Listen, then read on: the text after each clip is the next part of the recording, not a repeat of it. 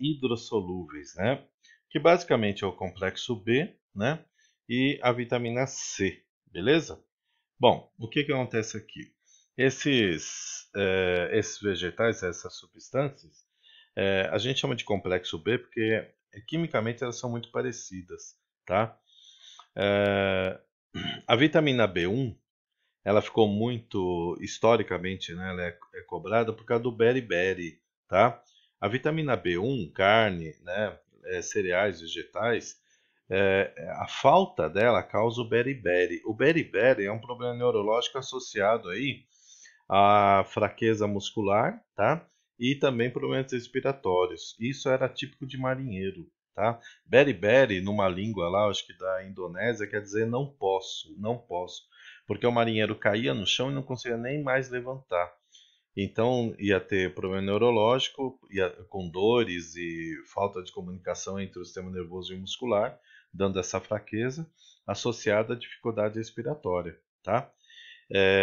O nome aqui técnico, o nome químico aqui, o pessoal costuma não perguntar muito, tá? E quando eles perguntam, é um ou outro caso, exatamente por causa da história. Quais são as que são históricas? É a B1, tá? Por causa do beriberi. A B3, que é a pelagra, era um quadro em que a pessoa tinha dermatite, demência e diarreia. É chamada de doença do 3Ds, né? Dermatite, demência e diarreia. Então, a pelagra, e tanto que a vitamina é conhecida como PP, tá?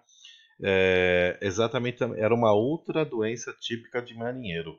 E a terceira, que era típica de marinheiro, era a falta de vitamina C, causava o escorbuto, tá? O ácido ascórbico, que nós não sintetizamos. A gente precisa tê-los na alimentação comendo vegetais.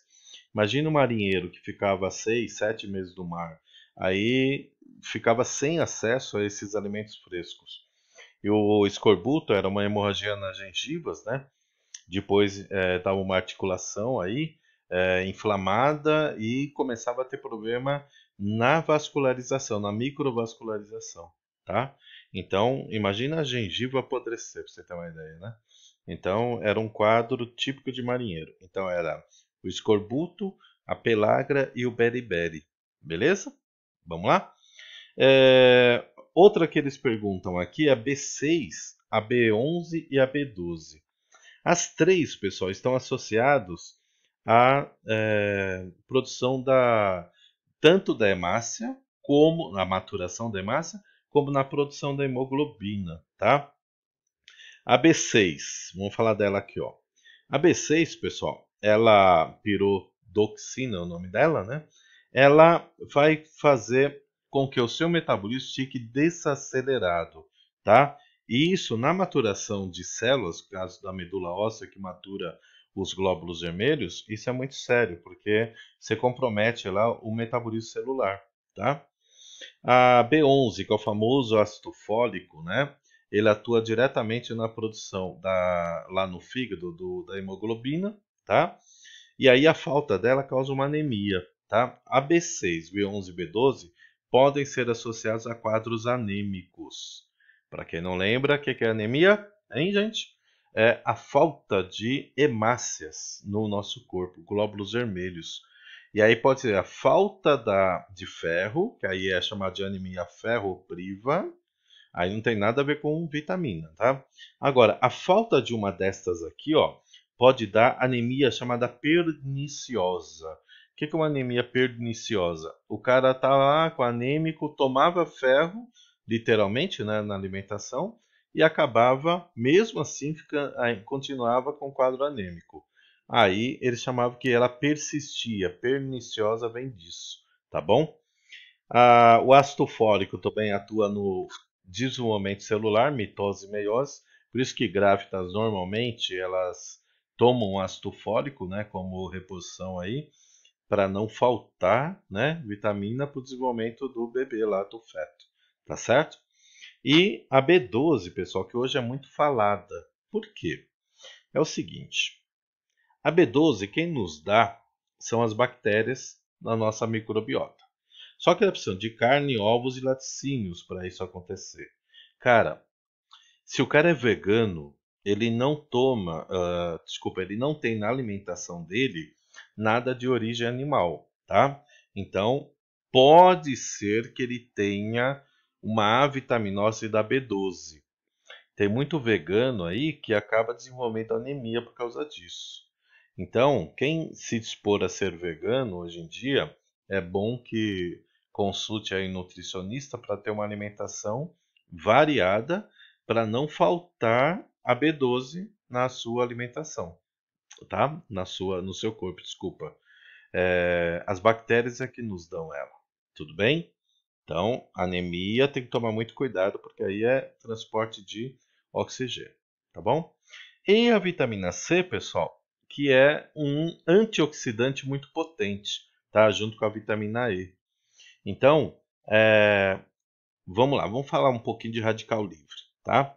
Radical livre é um grupo oxidante que é formado no metabolismo, tá? E aí, o que que a gente pode ter?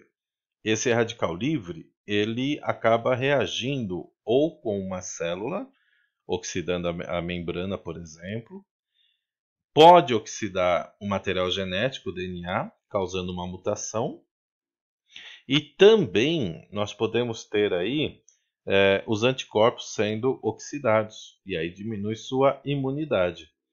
Então, o pessoal resolve aí associar a vitamina C com gripe e resfriado, mas se você já está com gripe e resfriado, não vai adiantar nada, né?